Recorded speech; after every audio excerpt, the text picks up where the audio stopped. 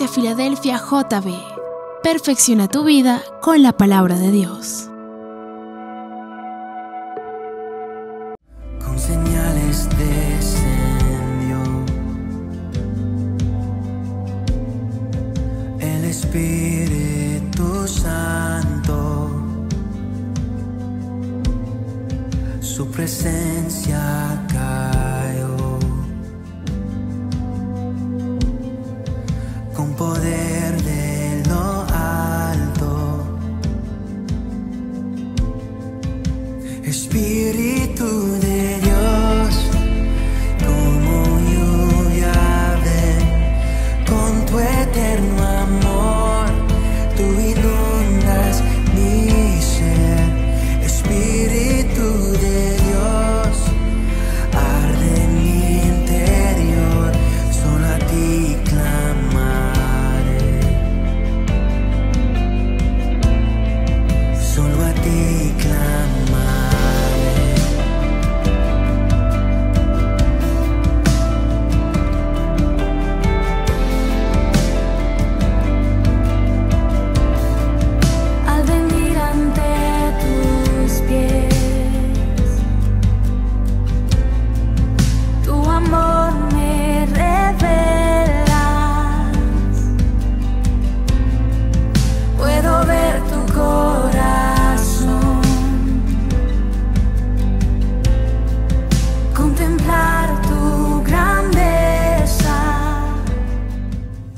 Leemos las Escrituras en el libro de los Hechos, capítulo 1 y versículo 12.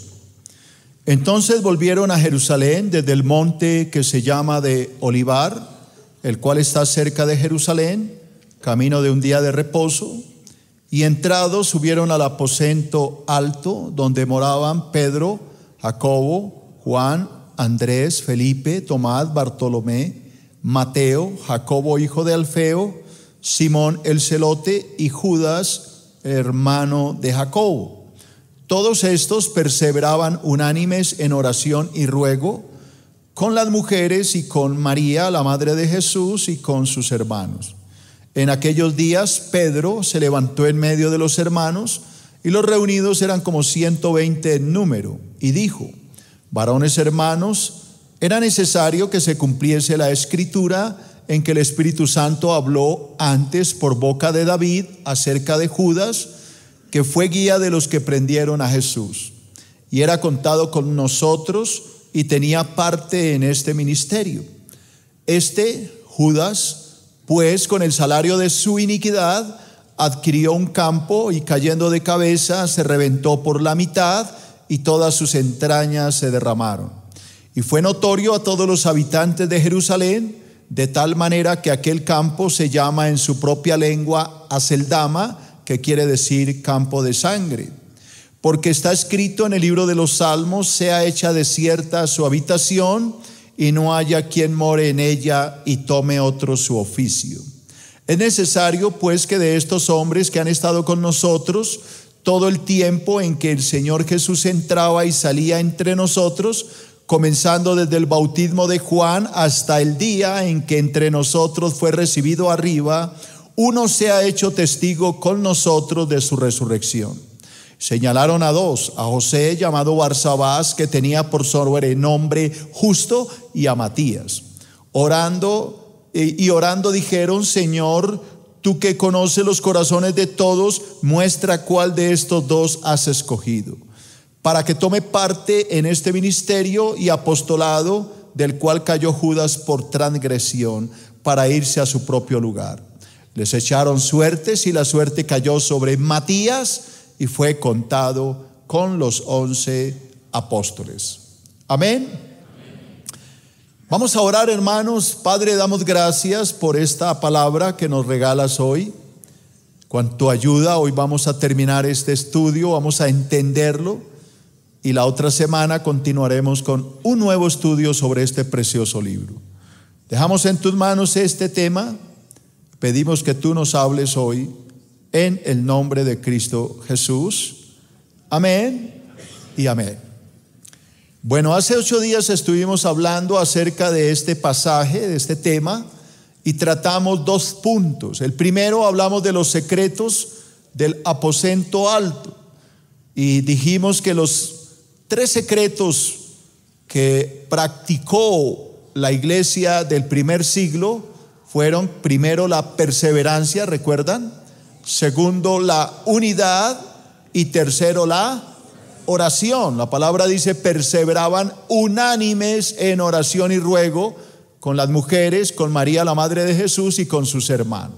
Así que estos 3 puntos, ¿cuál es?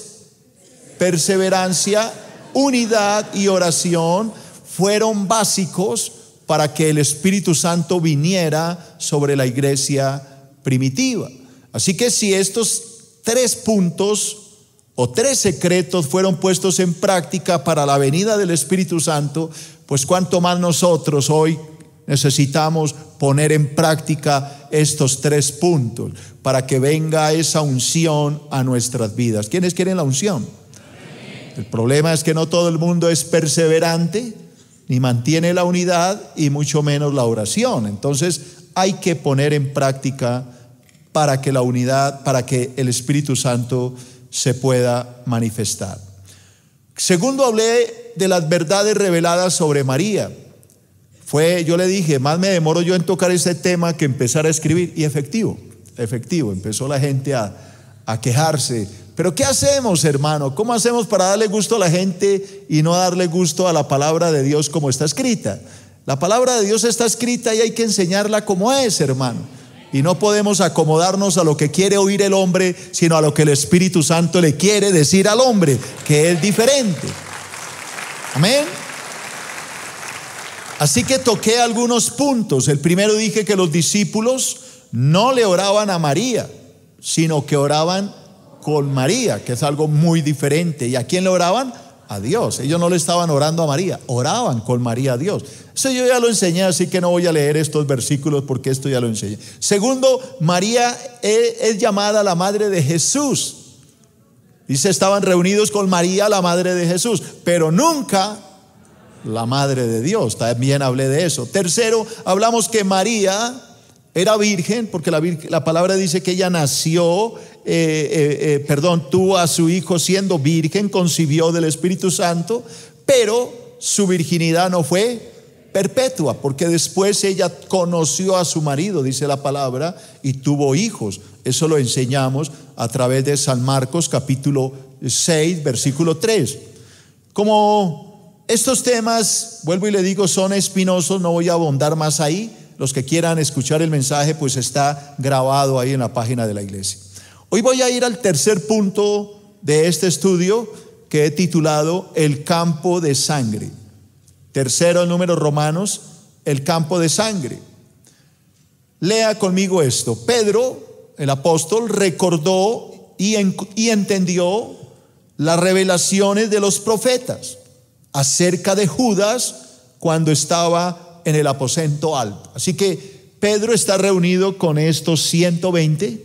Recuerde, están los 11 apóstoles, están las mujeres que acompañaron a Jesús, está María y está los hermanos del Señor Jesús. Están reunidos. De pronto Pedro, el apóstol, recuerda las palabras del profeta David, porque David, aparte de ser el salmista, aparte de ser el rey de Israel, David era un profeta. Si usted lee, por ejemplo, el Salmo 22, escrito por David, Dios mío, ¿por qué me has abandonado? Es un salmo totalmente profético. Pues David también habló de Judas, el rey David, habló de Judas proféticamente. Y Pedro recordó las palabras de David. Y se dio cuenta de que David había hablado de la traición de Judas. Escúchelo, como lo dice la palabra, Hechos 1:15. En aquellos días, Pedro se levantó en medio de los hermanos y atención, los reunidos eran como 120 en número. Así que la iglesia primitiva, la iglesia naciente, empezó con ¿cuántas almas? 120. ¿Y qué dijo Pedro en esos días que estaban esperando la venida del Espíritu Santo? Varones hermanos, era necesario que se cumpliese la escritura en que el Espíritu Santo habló antes por boca de David, hablando del rey David, acerca de Judas, que fue guía de los que prendieron a Jesús y era contado con nosotros y tenía parte en este ministerio. Así que aquí el Lucas, el escritor, está recordando o llevando a la escritura las palabras de Pedro. Pedro entendió que la traición de Judas había sido profetizado cientos de años antes por el rey David.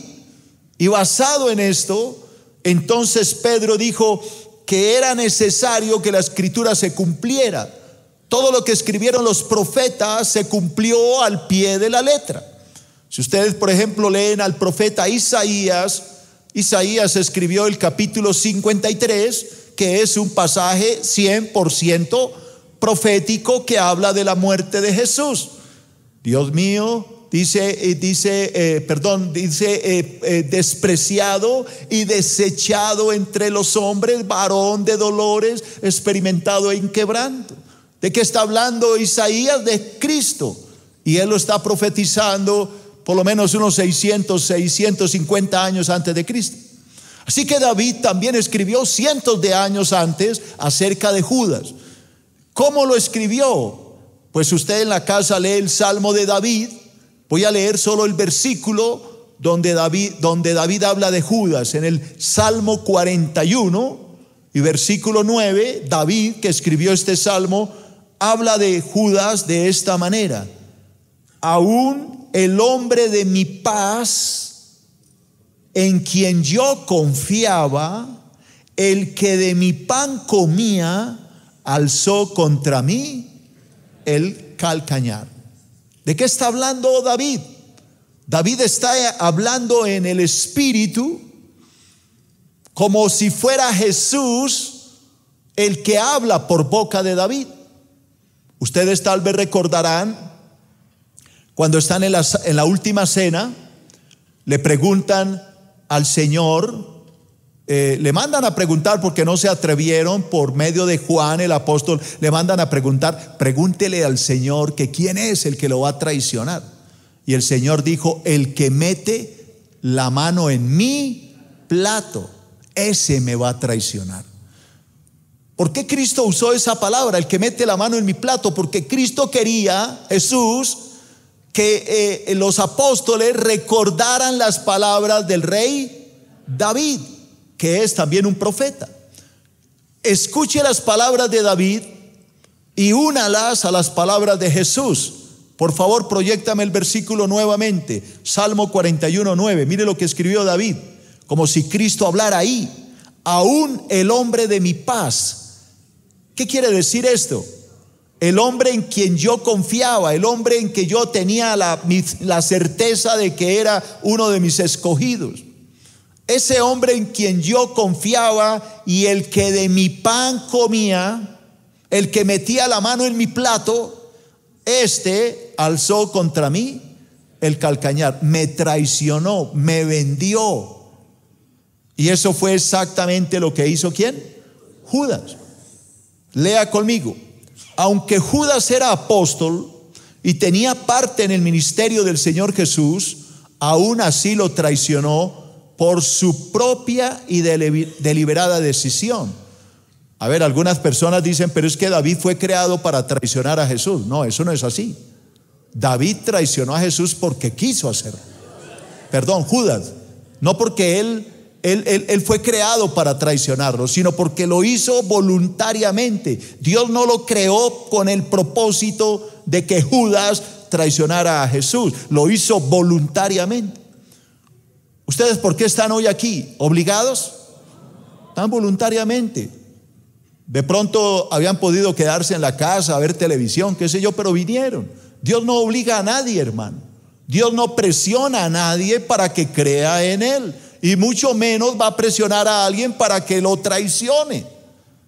Así que Judas traicionó a Jesús con una decisión propia y deliberada. Él no fue creado con este propósito. Mire lo que dice Mateo capítulo 27 y versículo 3. Entonces Judas, el que le había entregado, viendo que era condenado, devolvió arrepentido las 30 piezas de plata a los principales sacerdotes y a los ancianos. Judas, cuando vendió a Jesús, nunca pensó que lo iban a mandar a crucificar. Él pensó que lo iban a arrestar y dijo: aquí me gano una platica. Hay que recordar que la palabra dice que Judas era ladrón y sustraía de la bolsa del ministerio. Judas era el contador del ministerio, era el que manejaba las finanzas, y él se echaba ahí clavija cuando podía. Cuando venían las ofrendas, él sacaba su tajada. Jesús lo sabía, claro que lo sabía, pero desde muchos años, durante todos los 3 años del ministerio, Judas estuvo alimentando su corazón con la codicia, el dinero, robando. Recuerda cuando la mujer derrama el frasco de perfume de nardo, dice la palabra que el que se quejó más fue ¿quién? Judas. ¿Por qué no se vendió este perfume en 300 denarios para darlo a los pobres? Pero luego la palabra clara dice, pero no es que se preocupara por los pobres, sino que era ladrón y sustraía del dinero. Así que él vende a Cristo voluntariamente, Judas, por amor al dinero.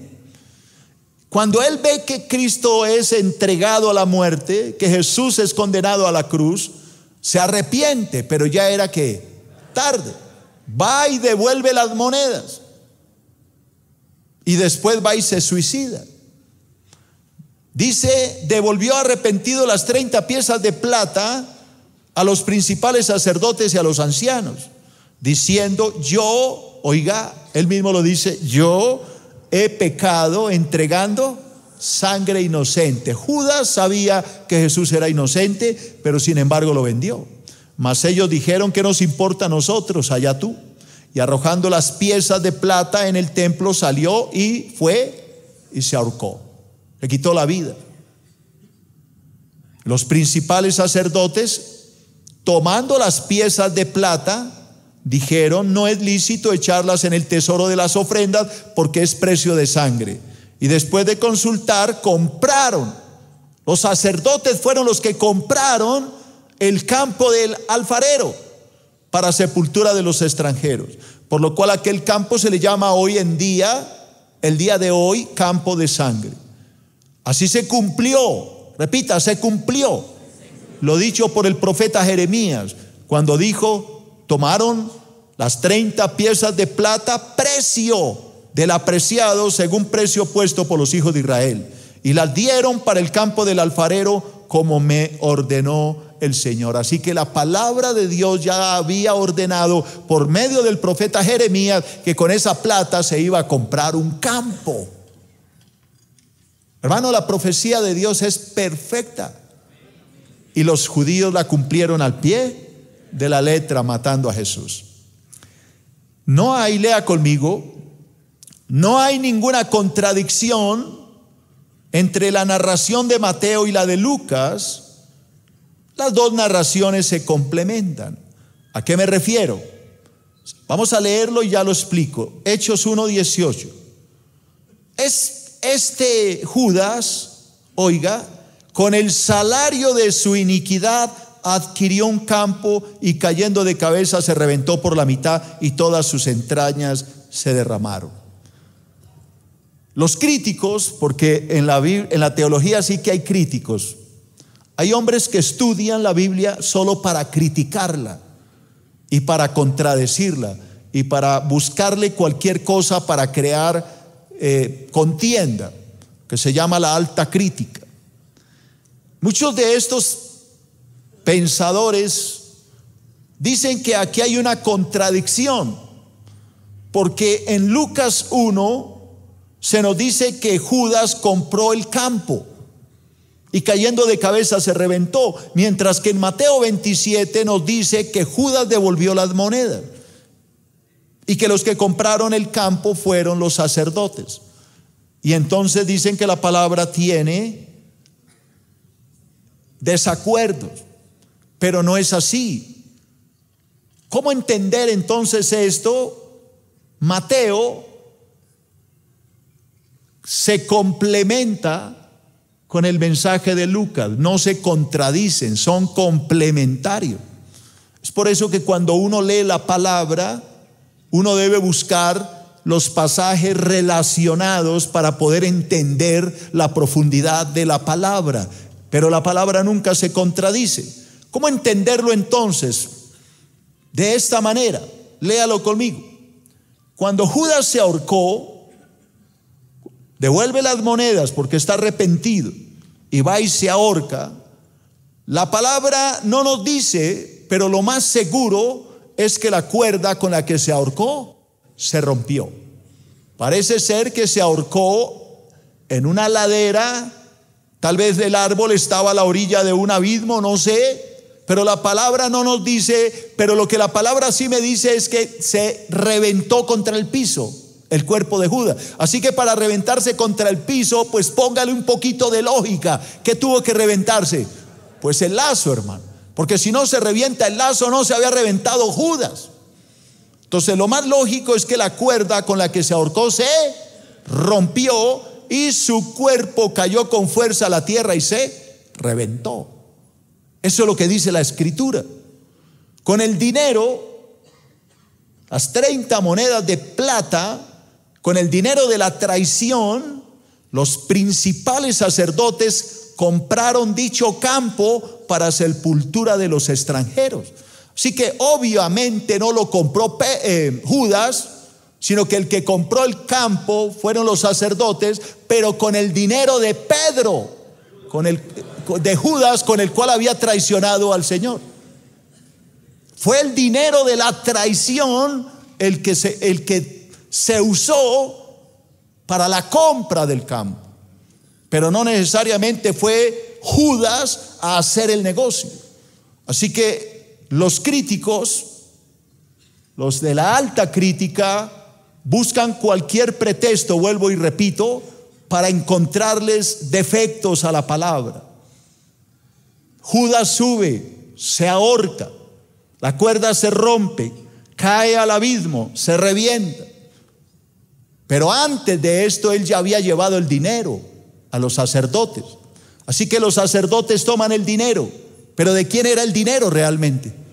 Pues de Judas, porque él fue el que vendió a Jesús. Y con ese dinero compran el campo del alfarero. Así que de una manera indirecta, Judas es el que compra el campo. El campo realmente lo compró Judas por medio de los sacerdotes. Por esta razón, el campo del alfarero vino a ser llamado Akeldama, que en arameo significa campo de sangre. Así que yo no veo ninguna contradicción aquí, porque Mateo dice una cosa y Judas la otra, pero para mí no es que diga uno una cosa y el otro la otra, sino que ambos se complementan. Hablemos de un cuarto punto, el sucesor de Judas, porque aquí también hay mucha polémica teológica respecto al sucesor de Judas. Versículo 20 al 22. Dice Pedro: porque está escrito en el libro de los Salmos, sea hecha desierta su habitación y no haya quien more en ella, y tome otro su oficio. Está hablando de Judas. Está diciendo que la habitación de Judas quedó desierta, el ministerio de Judas quedó vacante, y que es necesario que, como esa vacante quedó, otro tiene que tomar el oficio, asumir el ministerio. Y así lo hicieron. Versículo 21: es necesario pues, dice Pedro, que de estos hombres que han estado juntos con nosotros todo el tiempo, y oiga aquí lo importante, para que fuera un apóstol reconocido dentro de los 12, tenía que haber estado todo el tiempo con el Señor Jesús, todo el tiempo en que Él entraba y salía entre ellos. Es decir, que hubiese estado con Jesús en el bautismo, cuando Juan el Bautista lo bautizó, que hubiese estado en el ministerio, los 3 años de ministerio público, que hubiera estado en la crucificación de Jesús y que lo hubiera visto resucitado.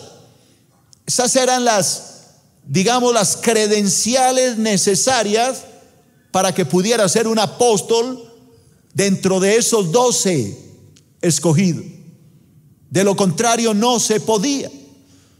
Vuelvo a repetir el versículo 21. Es necesario, por favor repita esta frase, es necesario que de estos hombres que han estado junto con nosotros todo el tiempo en que el Señor Jesús entraba y salía entre nosotros, comenzando desde el bautismo de Juan hasta el día en que de entre nosotros fue recibido arriba, uno sea hecho testigos con nosotros de su resurrección. Así que era absolutamente necesario que este escogido, este sucesor de Judas, hubiese estado en el bautismo de Jesús hasta la resurrección.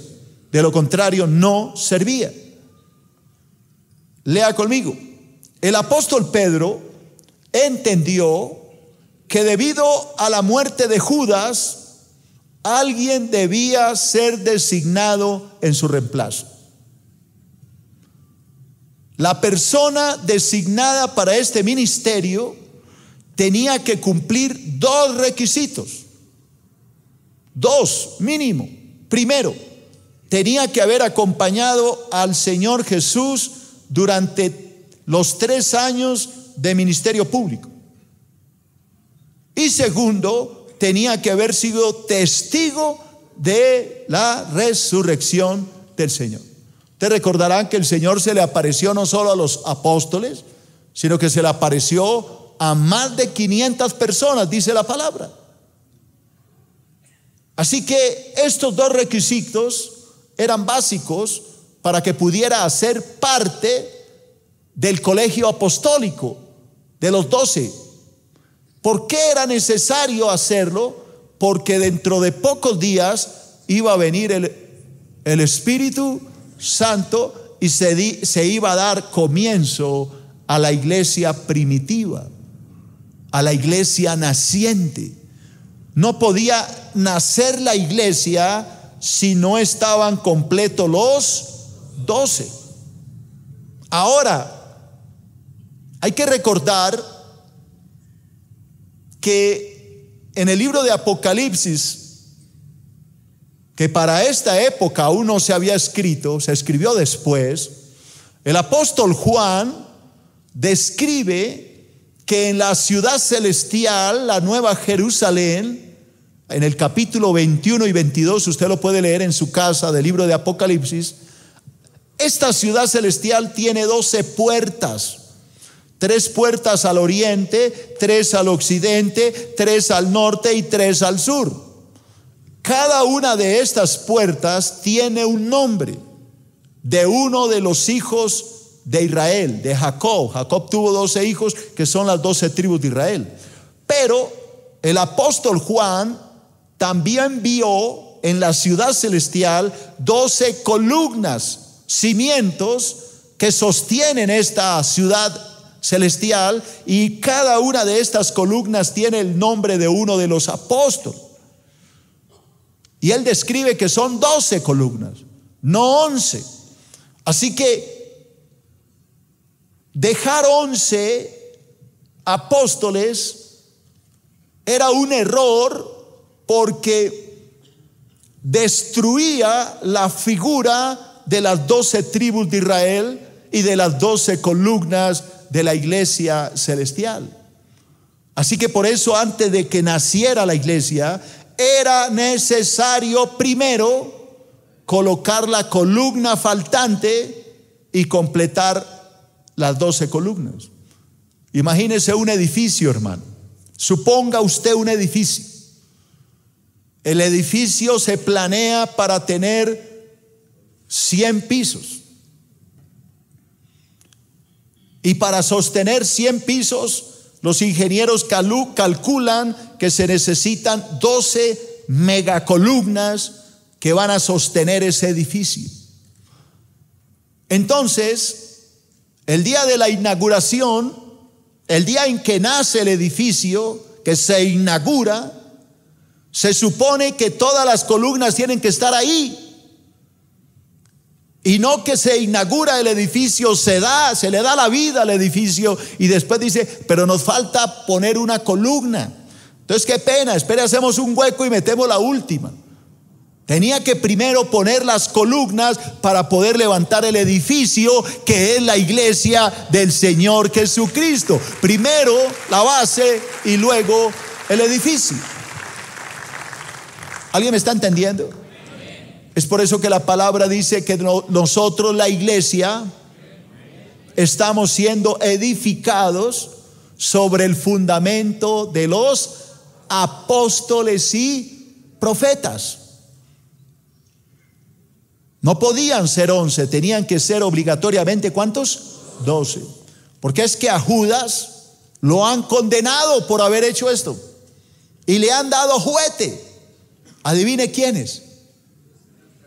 Los que le estaba hablando ahorita, la alta crítica que busca cualquier cosa para atacar la Biblia. Hay gente que estudia la Biblia para atacar la Biblia, pero hay gente como nosotros que estudiamos la Biblia para defender la Biblia.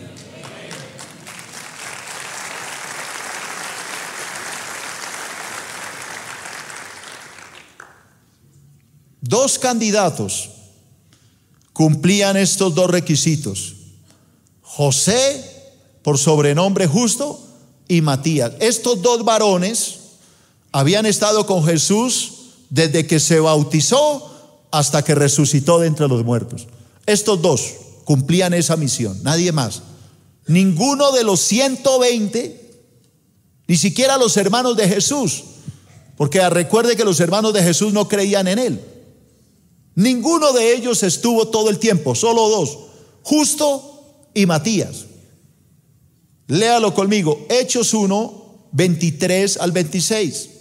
Acuérdese, ¿cuántos están reunidos en el aposento? 120, de 120 solo dos cumplían esto.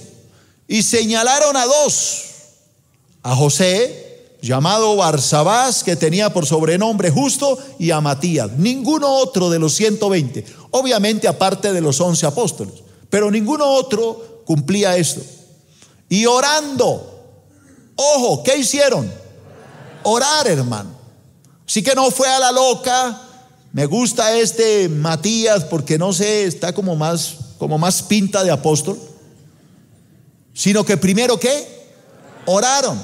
Y dijeron: tú, Señor, que conoce los corazones de todos, muestra cuál de estos dos has escogido. Yo no veo aquí imponiéndose sobre Dios. Yo veo aquí que le están diciendo: Señor, tú los conoces a estos dos, por favor escoge entre ellos dos el que tú quieras. Yo no veo a Pedro diciendo: me cae bien Matías, el justo, poco, no me cae muy bien. No, aquí no era al ojo, era en oración y bajo la dirección de Dios. Escoge, Señor, alguno de los dos para que tome la parte en este ministerio y apostolado del que cayó Judas por transgresión, para irse a su propio lugar. ¿A cuál lugar? Pues al infierno, hermano. Y aquí viene otra palera para Pedro. Y les echaron suertes. Y la suerte cayó sobre Matías y fue contado con los 12 apóstoles. ¿Cuál fue la suerte que echamos? No lo sé. Algunos dicen que fueron dados, no lo sabemos. Se ha condenado a Pedro por haber hecho esto. Se ha alegado que este Matías no era el escogido, sino que Pedro se impuso sobre los apóstoles e hizo lo que se le ocurrió. Que el apóstol Pedro se equivocó y que debió haber esperado el tiempo en que el Espíritu Santo en el futuro colocara al apóstol Pablo, quien se convirtió años después, no meses, años después, cuando iba en camino a Damasco, en el capítulo de los Hechos, capítulo 9. Entonces se dice que Pedro se equivocó y que el apóstol perfecto para ocupar esa vacante no era Matías, sino el apóstol Pablo, quien era el peor perseguidor de la iglesia, que se llamaba Saulo de Tarso, y que más tarde se convierte en el mayor defensor de la fe y el mayor escritor en el Nuevo Testamento, porque el apóstol Pablo escribió muchas cartas: Romanos, Primera y Segunda de Corintios, Primera y Segunda de Tesalonicenses, Gálatas, Efesios, Filipenses, etcétera, etcétera. Escribió muchas cartas. Entonces los críticos de la Biblia, vuelvo y repito, hay hombres que estudian la Biblia para atacar la misma Biblia. Entonces dicen: se equivocó acá don Pedro, metió a este y este no debería haber sido. La persona ideal hubiera sido esta. Pero yo no veo que Pedro se equivocó. Primero que todo, oraron. Segundo, le pidieron a Dios la dirección. Tercero, no fue una dirección de hombres, sino Dios fue el que la escogió. Hubo una suerte. Ahora, se critica el hecho de las suertes, pero si ustedes van al Antiguo Testamento, era legítimamente permitido en el Antiguo Testamento buscar la voluntad de Dios por medio de estas suertes. En el Antiguo Testamento, hoy no, porque ya tenemos la dirección del Espíritu Santo. Pero la iglesia aún no había sido bautizada con el Espíritu, así que era totalmente permitido buscar esta dirección de la voluntad de Dios por medio de las suertes. A través de los siglos, lea conmigo, algunos pensadores bíblicos han juzgado la decisión tomada por los apóstoles, la han criticado y duramente. ¿Qué alegan estos pensadores? Primero, que los apóstoles debieron haber esperado la dirección del Espíritu Santo. O sea, que primero debió venir Pentecostés, cuando tiembla ya el lugar alto y todos son bautizados en lenguas, para que pudiera haber escogido al sucesor.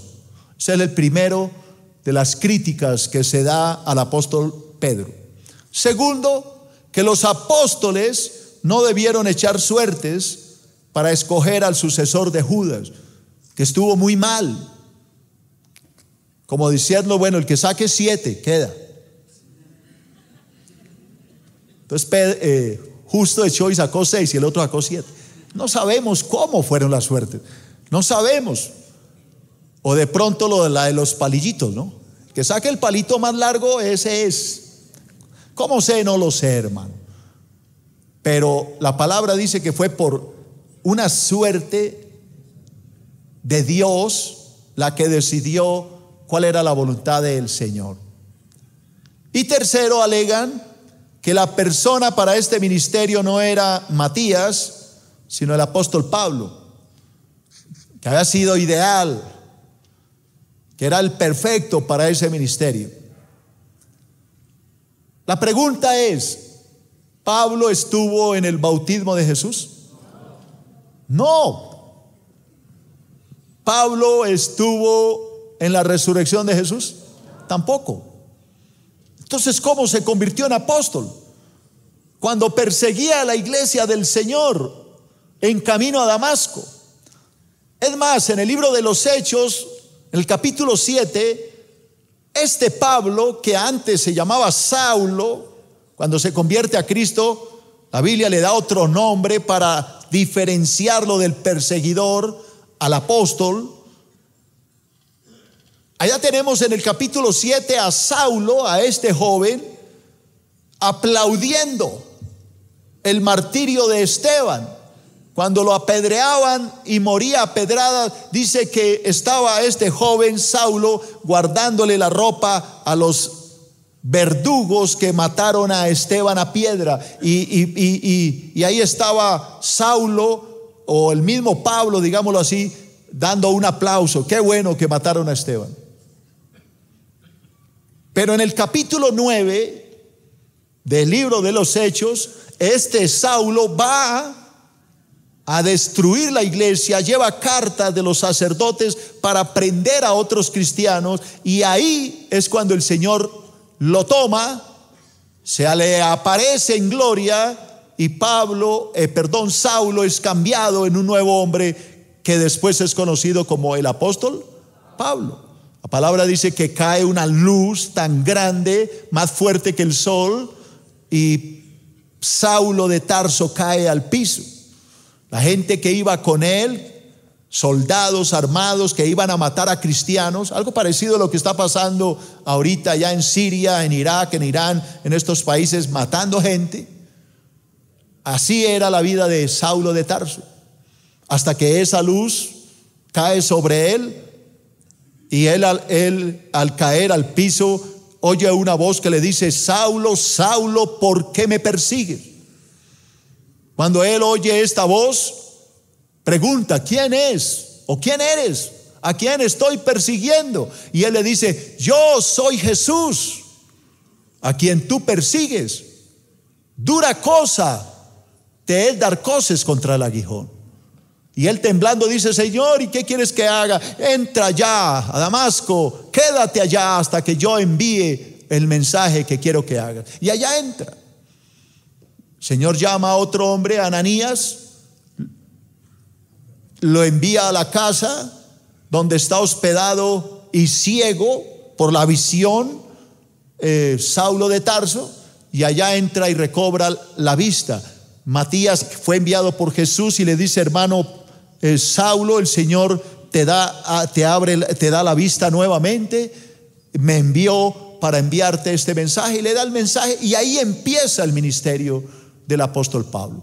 Así que no cumplía los requisitos, no estuvo en el bautismo del Señor Jesús ni en su resurrección, así que no era el apóstol adecuado. Ahora, los 11 apóstoles, todos los 11 y Judas que se ahorcó, fueron enviados al pueblo de Israel. Ustedes recordarán que el Señor manda a estos 12 de 2 en 2 y les dice: vaya y prediquen, pero solo al pueblo de Israel, no pueden ir a los gentiles. Y allá van ellos a predicarle solo a los judíos. El apóstol Pablo no fue enviado al pueblo de Israel, fue enviado a los gentiles. Así que por todos lados, los críticos que dicen que se equivocó Pedro, los equivocados son ellos, porque el apóstol Pablo no fue enviado a predicarle a los judíos, sino a los gentiles. No hay nada, lea conmigo, no hay nada en la Biblia que indique que los apóstoles se hayan equivocado. Y hay 7 razones de peso para afirmar esto. Vamos a dar 7 razones que demuestran que el apóstol Pedro no se equivocó, jamás se equivocó. Veamos las 7 razones. Primera, que la selección de los candidatos, que fueron 2, fue hecha por los apóstoles, pero ¿cómo?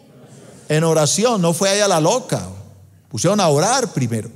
Ahora recuerde que yo les dije, llevaban días orando, ¿no? Porque Jesús se les aparece durante 40 días, dice la Biblia, pero el día de Pentecostés fue el día 50, así que por lo menos duraron 10 días orando en el aposento alto. Así que no fue una oración de 5 minutos, oraron por mucho tiempo. Segundo, que los apóstoles encomendaron la elección únicamente a Dios. Ellos no dijeron: me gusta este, me gusta este. No, ellos dijeron: Señor, tú que conoces los corazones, escoge el que tú quieras. Tercero, que era necesario completar el número de los apóstoles para conservar la figura de las 12 tribus de Israel. Ya lo enseñé. Era importante, 12 tribus, 12 apóstoles.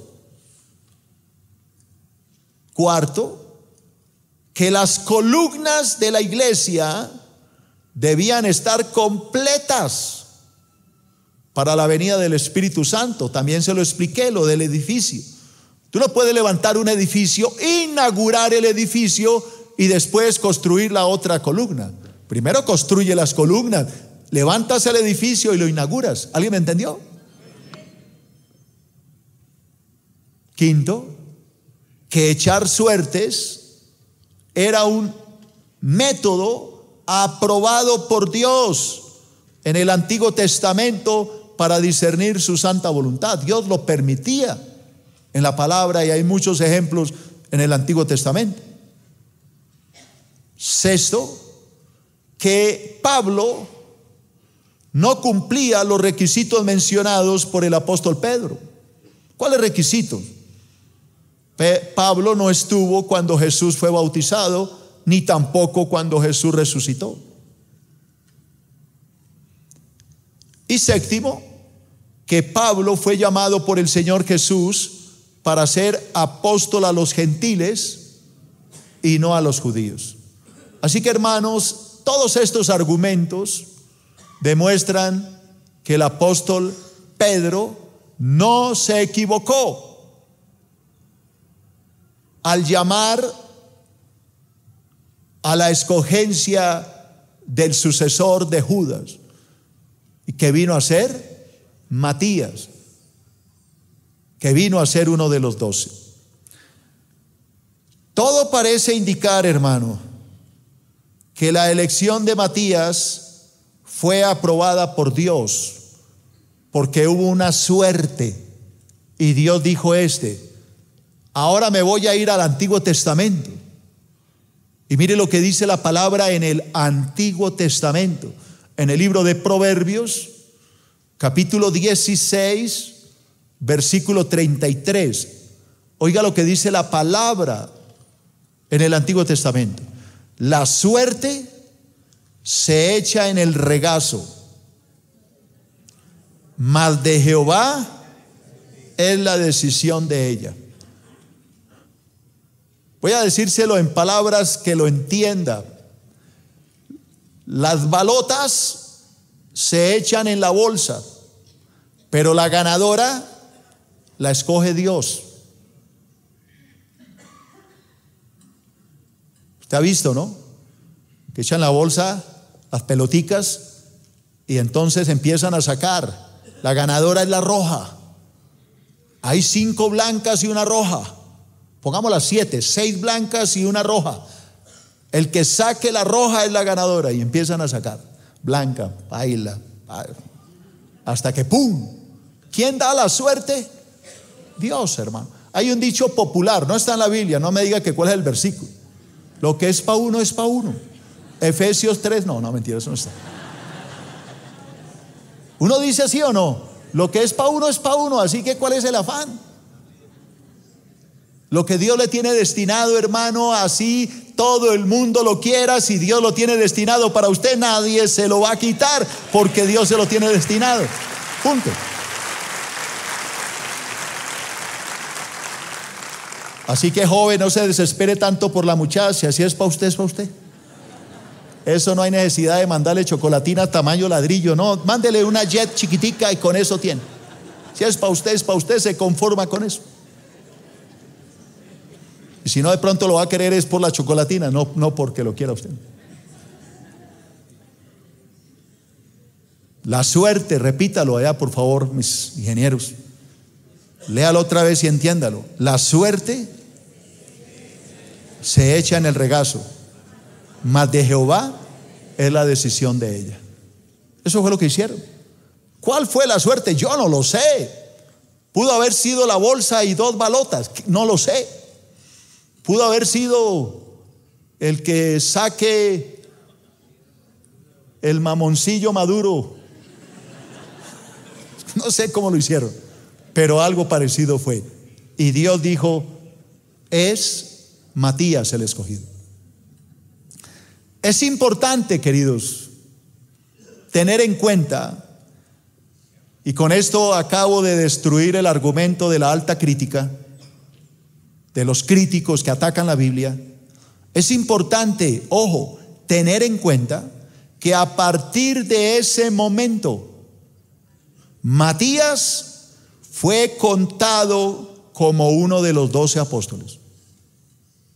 A partir de ese momento. ¿Quién fue el escritor de la Biblia? ¿Alguien me puede decir? El Espíritu Santo. Así que si el Espíritu Santo no hubiese estado de acuerdo con la supuesta locura de Pedro, no hubiese aceptado este versículo que voy a leer. Hechos 6:2. Póngale atención porque aquí hay algo escondidito que sucedió tiempo después. Acuérdese que yo estoy leyendo el capítulo 1, cuando escogen a Matías. Ahora me voy a ir al 6. Tiempo después, tal vez años, no sé. Mire lo que dice. Hechos 6:2. Entonces los 12. No dice los 11. Dice los ¿qué? 12.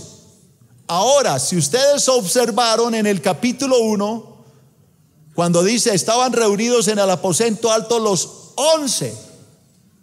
Aquí ya no dice los 11, sino los ¿qué? 12. ¿Eso qué demuestra? Que el Espíritu Santo estaba de acuerdo que Matías fuera el sucesor de Judas, que hoy lo cambié por Pedro y por Juan y por todos. Dios no se equivoca, el que me equivoco soy yo. Entonces los 12 convocaron a la multitud de los discípulos y dijeron, ahí está hablando ¿quién? Matías está ya metiendo la cucharada. Que ahí no dice entonces Pedro, no, entonces los 12 convocaron a la multitud de los discípulos y dijeron, ahí está hablando ya también Matías, ya está hablando, ya está tomando autoridad. No es justo que nosotros dejemos la palabra de Dios para servir a las mesas. Voy a explicarles porque alguien dirá de qué se trata esto. Todo esto lo vamos a estudiar en su tiempo, ¿no? Que resulta que empezó a haber una pelea, como raro, ¿no? En la iglesia. La iglesia recién nacidita ya tenía problemas. Las hermanas judías estaban agarradas con las hermanas no judías, las gentiles. Y las hermanas gentiles estaban agarradas con las judías. Habían dos bandos en la iglesia. Había una protesta. Las hermanas no judías veían que a las hermanas judías les daban como más predilección, porque en esa época cenaban en la misma iglesia, comían en la iglesia, departían. Pero entonces ellas miraban, claro, como es amiga de don Pedro, a esa le dieron más carne y empezaban a pelear. Algo parecido, ¿no? El pastor, yo no sé cómo escogió a esa hermana, es que el líder. Algo parecido. Y entonces fue cuando dígalo, 12 se reunieron y ahí estaba ¿quién? Matías, y dijeron, oiga hermano, no, tenemos que hacer algo, mire, estas mujeres se van a terminar matando, hay que parar este chismerío, convoquemos a todos y que las hermanas gentiles escojan a 7 varones de buen testimonio, pero de entre ellos, que no sean hebreos. Y ahí fue cuando escogieron a Esteban, a los apóstoles, a